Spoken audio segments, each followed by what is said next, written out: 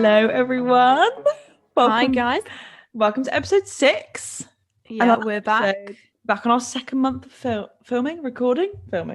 Yeah, it's both, isn't it? Yeah, Really. It has now been my birthday. My birthday's over. Yeah, Ellie's 21. She's been and gone. I've joined the club. Yeah, you're basically an OAP now. I know. I don't know how much longer I can be like. You're over halfway to 40. Stop. You're old. That's quite a long time away, though, isn't it? Not really. Think True. about how quickly life goes. And time flies when you're having fun. Okay, so today's episode is all about social life at uni because we had a bit of a thought to ourselves, and we thought that not everyone that goes to uni has maybe been out before, been in that like sociable scene. Yeah, like you might have come from like a really small little village in the middle of nowhere, and this is your first time experiencing like the freedom of being in a new city and a new place, and being like a walk from like nightclubs and have loads of people having house parties every night. Obviously not a lot of people do this when you're in school, but like people go out on a Wednesday, a Thursday, Monday, like midweek every clubbing night is the norm. There's always something to do every night, and then you can go out. In fact, I think it's probably more common for people to go out on weekdays at uni than the weekends. Definitely, because I was going to say that on Saturday and Sunday it's more expensive in clubs and bars. So we thought it'd just be a good idea to give just like some things we think that are good to know when you do start like going out a lot more, and you figuring out your social life, and kind of like, I mean, some might come across a bit obvious to some people. Like some people who are used to it, you might think that we're sounding a bit like mums. Yeah, if you've been going out before and you've been going out for a few years, you might think like, yeah, okay, shut up. But obviously not everyone has. So we're just like, we wanted to do an episode for the people that maybe were feeling a bit uncomfortable about there's a big hype around social life at uni and going out and getting drunk, and maybe not everyone feels so comfortable with that. So we wanted to do a bit of an episode addressing that. But obviously, like this, it goes without saying, we've said it so many times, like it doesn't even need its own section, but just join all the group chats, smile, be friendly. I think there's a running theme here that I think we both would agree that we think that being in those group chats and Facebook groups is probably the most important thing you can do when you're first getting there, for so many reasons, as we've already explained. So this goes without saying, get in those group chats. 100%. Yeah, like talk to the people that are around you in your lectures. So again, we're not going to go into it because we've said it so many times, but that goes without saying. Well, no, just before also in these group chats and Facebook groups and stuff, like the student union like will put what's on this Wednesday, and they'll put like open mic night, or they'll put like this club events and things like that. So that's another reason why it's good to be in them, because then you can see them. You can be like, hey Bob, do you want to come to open mic night with me? And then he'll be like, yeah, okay, and then off you go. Yeah, exactly. As simple as that. Then you're off, you and Bob in the taxi. I can see it now. To open mic night, because Bob loves a bit to sing. You know. Okay, right. We'll get straight into it. We will.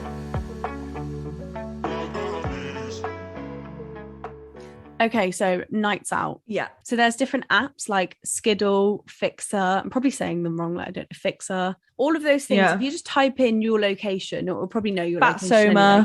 Nah, that's another one. It shows you all the events that are available, and you can do it by like music genre. So if you want to go to a band, you can like put your location in, so you can say like where you are. Like let's say you go to like Bristol Uni, then you can put that you're in Bristol, and then it will come up with all the events in Bristol. So I think that's a good place to start, because then you've got an event to go to. You found one, you've bought a ticket, and now and you've been putting some messages in group chats, telling your friends, oh, there's this event, should we go? And you're all getting ready to go. So the first thing you'll probably do is go to like a prees.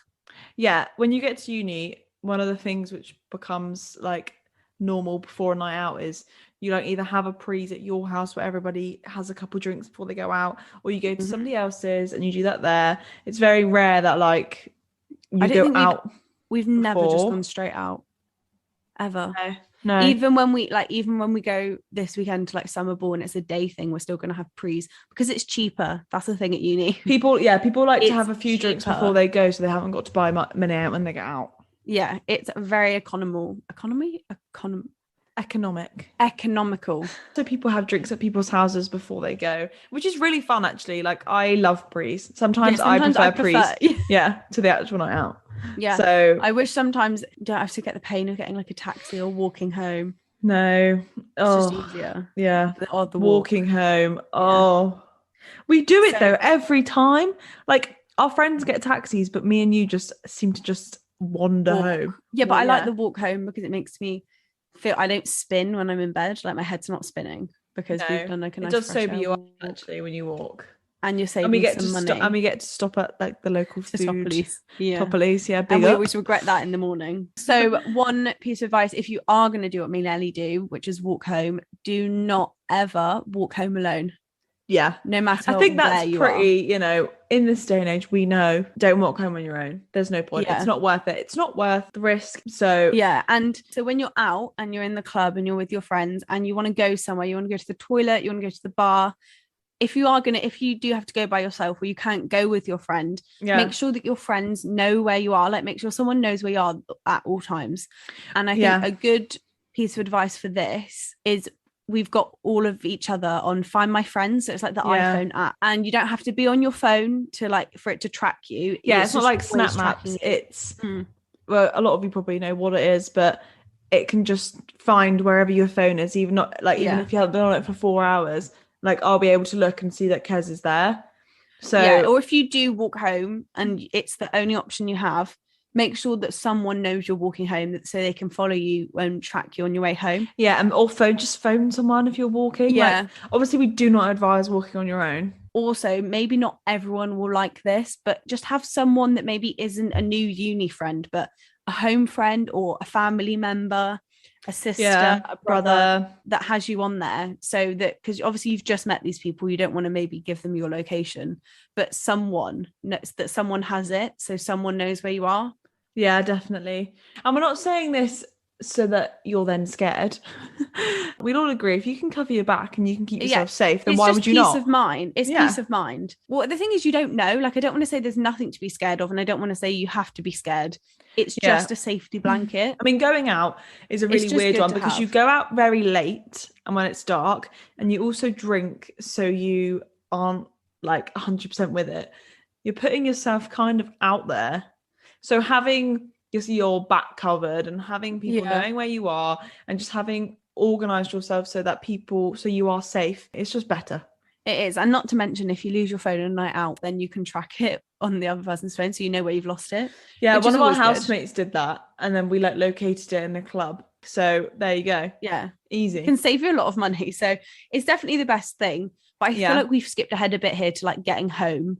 But going back to like when you're in the nightclub, one thing that some clubs offer, because there was this bit of I don't know what you call it, like an epidemic of spiking. Yeah. So a lot of people where we were at uni, and I know it wasn't just here, I know it was other places. Yeah. So you can get drink covers. It goes without saying, but just don't leave your drink unattended. Yeah, you can also get covers quite cheap on like Amazon and stuff. So like if you want to have some of your own so that you peace of mind going out, you just got one in your bag. There's these scrunchies that you can get. So you just put you wear a scrunchie on your wrist or even in your hair, or put the scrunchie in your bag and it like unfolds into a drink cover. Very cool. Which is really cool. Yeah. Very, very cool. The thing is that most people you meet on a night out are so lovely. It only takes one in a nightclub to ruin everyone's night. And you can't tell the difference between Bob and Roy. They look the same. And so you just have to be wary. Bob's at open mic night. Yeah. Bob wouldn't, but Roy would. But you don't know the difference because they look the same. I'm just saying it's better to be wary of everyone because you don't know who is. Yeah. But 9 times out of 10, no one is. No. But it's just not worth the risk. So just keep your drinks in your hand at all times. Like, don't leave them unattended. Yeah. Like, if you're really nervous, you can get drink covers, and also just make sure you're with your friends at all times. Or at least just be like, right, I'm popping to the toilet. You need to wait here. Like, wait by the, just make sure people, like Kez said, know where you are at all times. Yeah. If something does go wrong on a night out, if you think your friend's been spiked or if you think you've been spiked, then one of the good things about uni places is that there are normally like police. There's always going to be like security on the door that check IDs and stuff. So they're also there to like help you. So there'll always be like someone there, or even bar staff. So like when you go into Spoons, they do that ask for Angela. So if you feel like unsafe in a situation, you can go to the bar and ask for Angela, which is like a discreet way of asking for help, and they can get you help discreetly. Also, normally if there's like police, there's normally some ambulances just like waiting, or like paramedics are normally they like do that quite near. So it's you honestly, are never like, you're never going to be in danger as long as you just use what's there. Like, just use the police, use the bouncers, everything, because then that will stop anything really bad happening. Yeah, I think it's never, if something did happen, it's never the victim's fault ever. But there are little steps that you can do just to make sure 100%, that it's not as easy to happen. No, definitely which is not. just, again, just keeping your drinks with you at all times, keeping it covered if you want. No, letting your friends know where you are. Maybe letting some people that you trust have like the tracker on your phone, and just keeping people updated. And but don't get us wrong. No matter how much you try and, you know, cover your drink, things can happen. And that is okay. But then there are people around who are there to help if something does go wrong. Yeah, exactly. Another thing that also you can be exposed to at uni, which you might have never been exposed to before, that we just want to make sure, without sounding like mums, that we want to make sure people are aware of, is obviously there's a lot of alcohol, and you could be sort of offered like illegal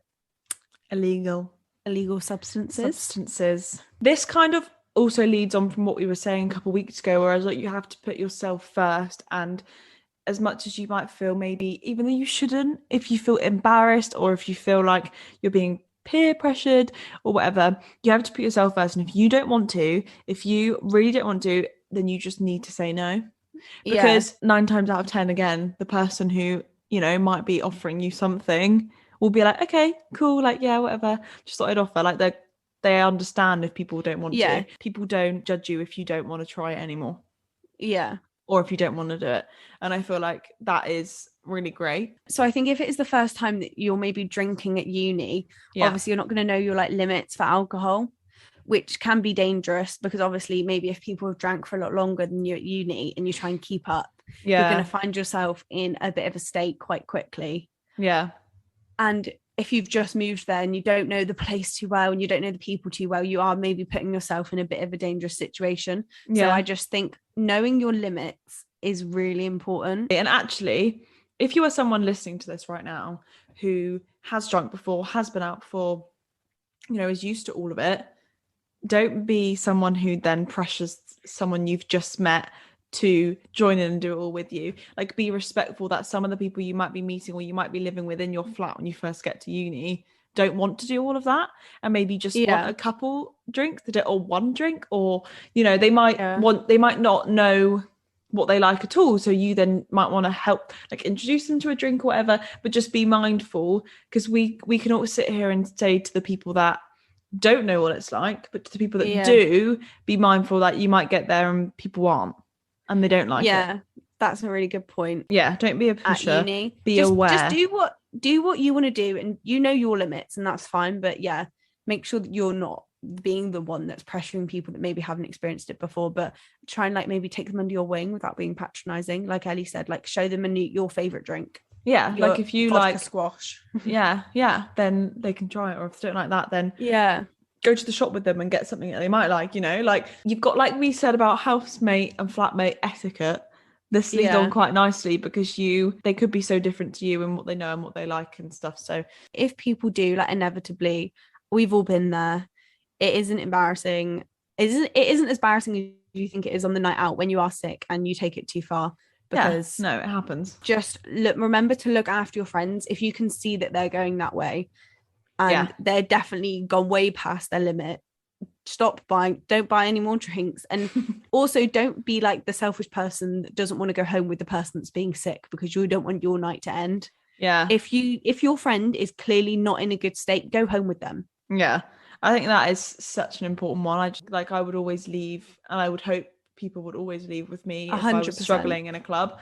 And I think that's a really important part of making new friends and being aware of people and people when they're out, and you have to be, because it can be like I said, it's a really vulnerable environment. You're going out late, it's dark, like I said, you're all drinking. And I just think if someone has taken it too far, don't embarrass them. No. Don't leave them. Look after them. It's not their fault, especially if they've never drank and stuff like that before.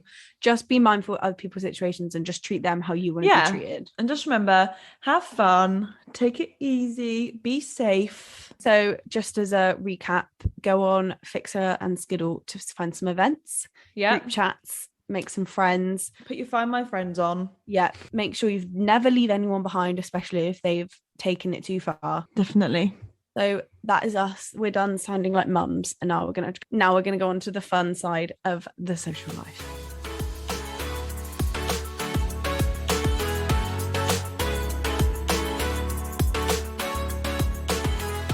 Okay, so after that doom and gloom of a night out at uni. Yeah, we promise they are fun. Yeah, they actually are really fun, and they're a really good way to socialize with like other people at uni, meet people, make new friends, and obviously just have a boogie on the dance floor. You know, they are really fun. They're so much fun. There are so many different types of clubs as well. Like, for what kind of genre of music you like. Well, it depends what uni you go to, doesn't it? But when you find that the club that you and your friends like the best, and then you go there, it is nice, and they're always fun. And when you're with a good group of friends who you feel safe with and you have a laugh with, they're amazing. And there's very rarely ever anything bad happens. We just want to clarify. But we just thought we'd fill you in with some tips if you are nervous. Just to protect yourself. Just if you are nervous about it, then we just wanted to show you some safety tips that hopefully will make you less nervous. And also, obviously, it goes without saying that this episode is just completely on like nightlife, really, but that is not the only social thing at uni. No, there are loads of different things you can do. And that leads us on like quite nicely to societies at uni, because a lot of being part of a society is the social aspect. So there is a lot of going out on socials, they're called. So like with each society, and that does entail quite a bit of nightlife. However, quite a lot of societies also do. It's not just socials. Like if you join a society, then whatever society you join does other stuff in the week that doesn't involve drinking and doesn't involve going obviously out. The society that you're joining is like a sports club tends to be, so that you go out and you do the sports. So you'll do the rowing, the rock climbing, the rugby, the cheerleading, and go out. So you've got that aspect of the social life as well. But if obviously you just want to do the sport and you just want to do that, then you don't have to go out either. You can just go to and join societies for that, but we're going to focus on sort of going out maybe in more of the socials, the social side, the nightlife side of societies as well. I think we'll go into maybe more detail about other social things that you can do at uni and maybe other societies in another episode, but this is more just the social aspect of it. They are. So right, so first of all, we're going to start with the positives. So societies are an absolutely fab way to make friends. Everyone you meet will probably tell you that. It's a great way to meet people that you don't actually live with. So maybe if you've met people in your flat that you're not like completely vibing with, then go out and join a society, because there'll be a whole bunch of people there as well. So they're great for that, I think. They're also great because they encourage you to get out, do some sort of exercise, do a hobby, or to start a new hobby. Like, there's so many good things about them, but I definitely think that one of the main ones is it's a great opportunity to meet new people. However, they can be a bit intense. And going again back to the nightlife part of them, when you first join them, there can be some initiations which aren't very fun. No, they're not the most pleasant, are they? I feel like the thing that makes them quite intense, so I tried to join a society, we both did, didn't we, in first year? And they require you to sort of put in a lot of effort to the sport, and because I wasn't really into the sport that much and I did just want to make new friends and meet new people, they do offer a social team. You can just go to the socials and you don't have to maybe put in as much effort, because obviously they want you to train maybe once or twice a week, sometimes weekends. And then if you do it, if they compete, then you have to do the competitions as well. So in terms of like intensity, if you are doing it for the sport, it's quite intense. But obviously, if that is what you're going for, then you probably wouldn't mind as much, if that makes sense. Like there are things, I actually think what's good about them again is that there are things for everybody. Like mine was so intense that I didn't want to carry it on, because it was like almost more intense than uni work. Mine, I was finding that I was doing that more than I was doing my uni work, and it was stopping me from going home at the weekends, because I had to be doing the training or the practicing at like Sunday and it's just kind of was getting in the way. And also I then made friends outside of the society, because what I found in my personal experience, and not every society is like this, 100% is definitely not like this, but I did try cheerleading and it was a little bit cliquey. And it was also cliquey, and they were all fourth years, and obviously as a fresher I kind of thought, what is actually the point at that stage of getting to know them, because they're going to leave next year and they're not my age. And then when I made friends outside of cheerleading, I thought, why am I then like sacrificing going out with the friends I've made to go to do, because you had to go to a certain amount of socials at that point when I started to be able to compete in some of the competitions. And I was just like, oh, but I know loads of people that love them, but I'm just saying they're not for everyone. And I think there's a lot of pressure, when you join uni. Go to the freshers fair where they like have all the societies on, people like representing them on tables, and like go and see which one, because there are loads that aren't very intense and are very kind of cash. Like find one that's more like that if you're just looking for kind of more fun. But if you are looking for intense sport, there's also them as well. But I think if you're looking for an intense sport, you probably already know the sport, because you probably already do the sport. So then you're not even, you don't care about how intense it is because you'll enjoy the sport, and you're not really going as such for social things because you want to go for the sport, if that makes sense. So there's doing societies for doing the sport, and then there's doing societies for the socials, and I was doing it for the social, which made the intensity of the training too much because I didn't want to do it really that bad. Definitely. But you can leave them. You can drop out, you can leave them, like no one cares. I did, but also it was money. So like in the cheerleading, when you had to buy the uniform, you had to do like I don't know what it was called, it wasn't like a subscription, but it was obviously like a you have to membership, pay. isn't it? Obviously I get that why they charge people, but I'm saying if you're not that into the sport as well at that point, it was kind of like, God, that's a lot of money. It was like £100 for the uniform, and I was like, wow, that's like a lot. And I wasn't even gonna be on, like, you can, if you really do love it, work your way up and become a committee member. So one of our best friends and our housemates at uni was the captain of her society, and she did enjoy that, didn't she? But I think she found it a lot of work. Hard work. They are sometimes very hard work, and if you do take on a role, then like I think it even surprised her, like the amount of work that it actually took, and we're just trying to be honest with you here, but that if you are willing to take on a role, be prepared that it will be quite hard work. But again, they're such a good way to socialize, they're such a good way to meet friends, and at the same time doing a sport that you really enjoy. So there are so really many for your mental health. Like if you are struggling, or you, like we've spoke about in our mental health matters episode, it is a great way to get endorphins like flowing around your body. And it's a good, because it makes you get up. Whereas maybe if you're hungover, you don't want to force yourself to go to the gym, but if you're part of a society, you don't want to let them down. So it makes you get up. It forces you to maybe do the sports, and to go up. And obviously we all know that we're told this forever, that exercise is really good for your brain.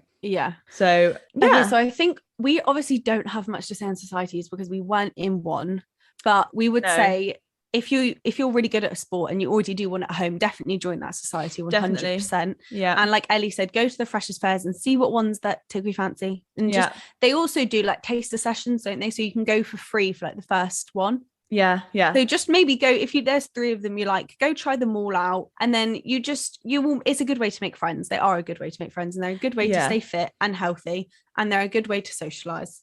Definitely. However, as Ellie mentioned earlier, this leads us on quite nicely to an example we have for you. To be part of a society, you do have to do initiations. We did put up a story to see people's worst society initiations. We did get some sent in. If people don't know what they are, they're kind of like a welcome to the society, we're going to make you do this really horrible challenge. Basically all these really horrible games. Please be friends with us, like we really want to welcome you with warm arms, put your face in fish guts. And it's like, oh, brilliant. We did get some sent in, which were good, but we actually do have a personal story. And we feel like we can tell this in a way. We have more background and information. So basically I had to do an initiation for cheerleading, so I'm going to tell you all guys about that in the next section.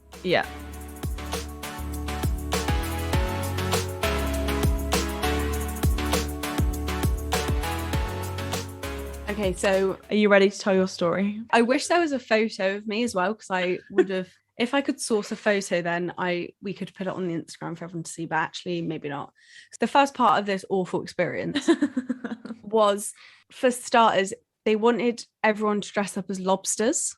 Right. And they said that everyone that was going was going to look like a lobster. So I thought, okay, this is, for a start, this is my worst nightmare. I'm not one of those girls that's like Sufi that's like silly, goofy, and likes to like silly goose. And I'm not a silly goose. I just don't want to like, it's just not me. So no, you had to paint your face red. And for a starter, I was like, oh, I have sensitive skin. Like, I just am that bitch. Like, I just don't want to do that. So for a starter, they made us paint our face red, and we had to wear all red, and we had to get some form of like tentacles, like red tentacles on. Right. And we had to wear gloves, like, what do you call it when you wash up the dishes? Marigolds. Red gloves, like dish gloves, you know? What, washing up gloves? Yeah. Right. I had to wear that. So for a start, I looked like a complete wanker. Then I had to walk there. And also at this point, apart from one girl who was in my first year flat, I went with her, I didn't have any friends there. Like, I said hi to a few girls, but I just hadn't, like, it was not the like lifelong friendships that I had anticipated it to be. So I didn't know anyone. Yeah. Apart from, so me and my flatmate walked together. Yeah, but even that's funny. Like, I can just picture you, like, you and your red lobster friend walking down the road. Yo, I was so embarrassed. Like, it's just not me. So, but they told you that if you didn't do it, then you had to do it again next year, and you couldn't like perform at varsity. You couldn't like do anything. So I was like, well, I have to. So the worst part was I didn't go to another session after, so it was literally all a waste. I did this for nothing. I didn't even keep going. So we walked there, and we got to this house. Actually, this isn't even the worst part, but we couldn't find the house, and I'm just looking like a lobster. Two lost lobsters In the sea. So when we arrived, I then quickly realized that not everyone got the lobster memo, and everyone was dressed as sexy lifeguards, which was really nice. Yeah, all the people that were in like second, third, and fourth year that had done the initiations were dressed as sexy lifeguards. Just the first years for lobsters. Yeah, just the freshers. Yeah, so that was really ideal. And then, so when you first got there, they made you down a whole bottle of wine, which is not me. I don't down stuff. I can't even down a whole thing of water. Kez is the slowest drinker. Like, yeah, she is. It's so really annoying. Half of it like was on my clothes anyway, so I didn't drink half of it. And then what did they do then? So they lined us up in a line, and they just like squirted us with a tomato gun, like a water gun filled with tomato ketchup, which is so unnecessary. Like, why? So, and I don't like tomato ketchup. So I was literally there, face like a slapped ass, like wanted to leave, trying to plan my escape route. Oh my gosh. And then they like smeared us in butter. What? And yeah. And then made us roll around in this like shit. I can't even remember what it was. Like, it was something grosser than just like sand, but they made us roll around in this like something that stuck to the butter. Yeah. Oh my God. So a whole bottle of wine, well, half a bottle of wine deep, covered in butter and like sand and like something with a red face. And then a lobster face. They made us split into teams, and we all had to like line up in a line. And I was like, oh, I don't know what we're doing. They were making us like bob for like parts of was it like parts of a fish, or was it like apples? It was something.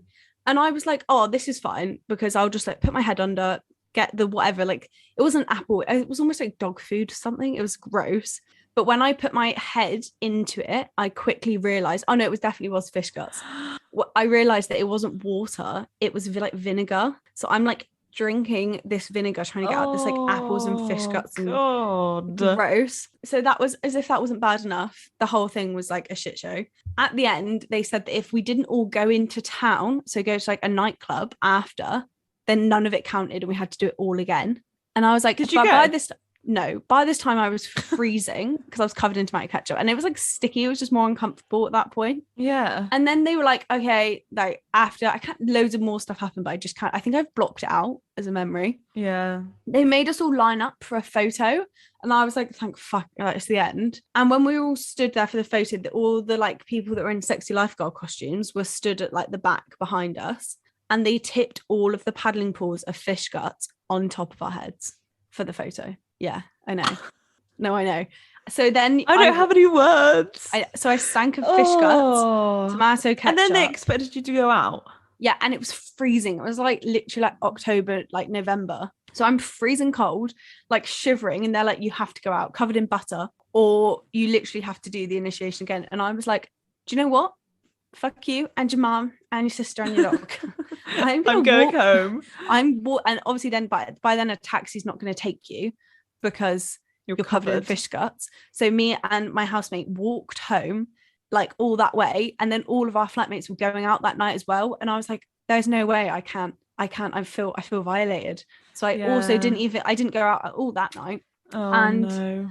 I just got in my bed after my shower, rubbed off my red face paint, and went to sleep. Never went to a cheerleading session ever again. I was traumatized. I think it's just worse if you like know me as well, because like dressing up as a lobster was like bad enough. Then everything. Yeah, because actually we know some people who went with you and are still in the society now and have a great time. So I think, I'm not saying you're a wuss. However, some people can just stick out these initiations. Like, we don't want to tell you this initiation story and then it puts you off joining a society. But no, and also I don't think every society, like I can't imagine. I've never heard of something that bad. But I don't know any of the ones that the boys do. Oh no, I can imagine the boys ones are much worse. But I've never heard of like a rowing initiation, but they might do them. But I've never. I think they do, but I think they just did like you were a sheep and they were like a herder and stuff like that. Yeah, that's like fine. I'm like, yeah, do that. So I literally wouldn't mind that. I can't believe that. That is horrible. I know. I just think it's worse if you know me. I'm really gonna. It is worse because I could actually picture you being there, and I can see how you left. Yeah, you can. I'm surprised you didn't kick off, to be honest. Yeah, I know, but I think it's because I didn't know anyone either. That was the worst part. I was stood there like a lemon. Like, oh yeah, but I did again. Like I can't. I actually don't think I can say. I don't even think I can say I don't want this to put you off, because that would be very hypocritical, because it put me off. I didn't go back. Right, I will make a promise to you guys that if I can find a photo of me, I will put it on the Instagram story. Okay. Maybe not a post. That's been said. That's going to be. You've got it in words. Yeah, not in writing, but in recording. No. But maybe, hopefully, I won't be able to find one. I can't imagine I would have let many people take photos of me. I really hope you can now. No, I know, but I sound like such a pick-me girl. But it's just, I don't like being uncomfortable, like wet or like have stuff on me. Yeah, that's like, that's just not a bit of me. I didn't even like going in the sea because I don't like getting the sand on my toes. So that's just like, it was like your really idea fun. Of hell.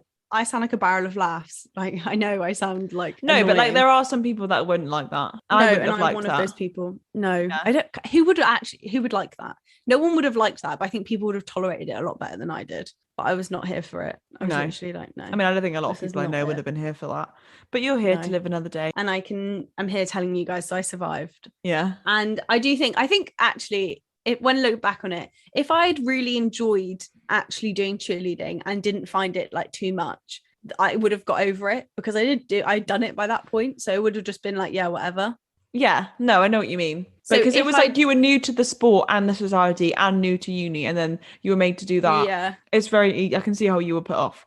Yeah. Whereas if it was a sport that I had done since I was younger and loved the sport and had already made like 5 or 6 friends, I definitely would have just stuck it out, because it would have been that bad. I just think it was bad because I didn't make any friends really.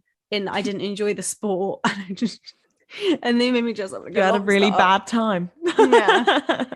So I hope you get secondhand enjoyment out of my bad experience. I've enjoyed listening. Yeah. So I can just picture your face. My red lobster face. Yeah. Yeah.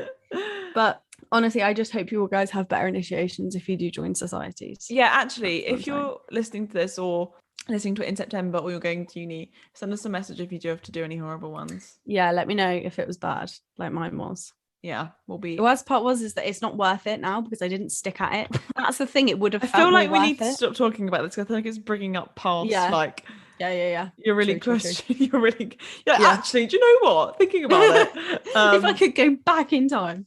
Yeah. Right. Okay. But thanks for listening to my awful experience that I had, guys. Hope it made you laugh. You're welcome. You got to vent it out. Yeah, I got to let go. I've got to let go. It's in the past. Move on. No more lobsters. It's been a whole pandemic since then. I know.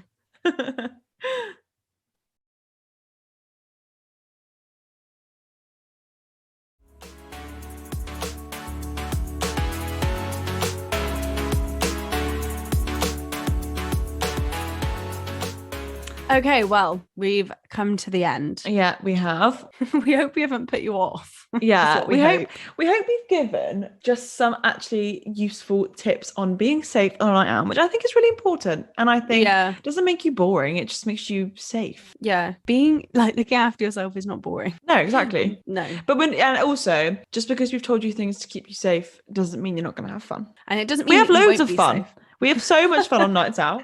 You're trying to convince yourself like we have fun. No, but we do, but also we're cautious and safe. But I think the really main reason we do have so much fun is because we are safe. Yeah, we just aren't constantly worrying, are we? We just put little things in place so that we know that we are the most safe that we can be. Definitely. And I think that's very important. Because there are some weirdos out there. Yeah, I'm afraid there is. And nothing's going to change. They're always going to be there. Yeah, but we hope you guys have loved this episode. Yeah, we hope you join a society. I hope you let me know your initiation so it makes me feel better. Yeah, true. And actually, we might seem boring that we didn't join any, but we did go to uni through a pandemic. We did try, and then in second year when maybe we would have tried again, we were in a pandemic. And in third year, I was like, what's the point? Exactly. So we have our reasons. Exactly. We've got our reasons. Actually, also while we are here, we have some bad news for you guys. Oh yeah, we do. There is no episode next Sunday. There isn't an episode, and we are sorry. We are so sorry. We've been so consistent up to this point, but I hope everyone does appreciate that. We're just busy, aren't we? There's literally no way that we can make it work. No, we are both not on here. holiday. We're on holiday. Yeah, we're on holiday for the whole week, and I'm going on like a city break, and I can't be taking my laptop. But it's only 1 week. Well, we want to be going away, and we want to not have to like think about anything other than going away. Do you know what I mean? Yeah, we just want to have fun. Yeah, we deserve a nice little holiday. Because even though it probably would have been okay to film it, the editing, honestly, guys, the editing process on these things takes a long time. And I don't think either of us have a free day in that whole week where we could do it. So that's why next week after this goes live, you won't be seeing an episode next week. And we're really sorry, but we will be back the week after. But we will make up for it in some way. But we are sorry. I'm sure you won't be too disheartened by this. But we'll be back again the week after with another episode. But we hope you've enjoyed. Yeah, we hope you have. We hope we've given you some good advice as always. Yeah. Well, and keep your eyes peeled for hints or clues on what the next episode could be. Because it's always exciting to do that, isn't it? Yeah. So we look forward to recording the next episode for you guys. And speaking to you all then. Love ya. Thank you. Bye.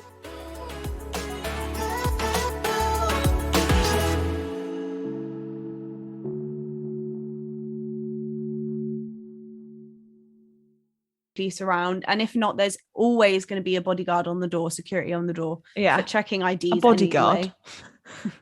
There's always. Are we famous? Yeah, because we need bodyguards when we go up. We leave our bodyguards outside. So okay, let me read you that.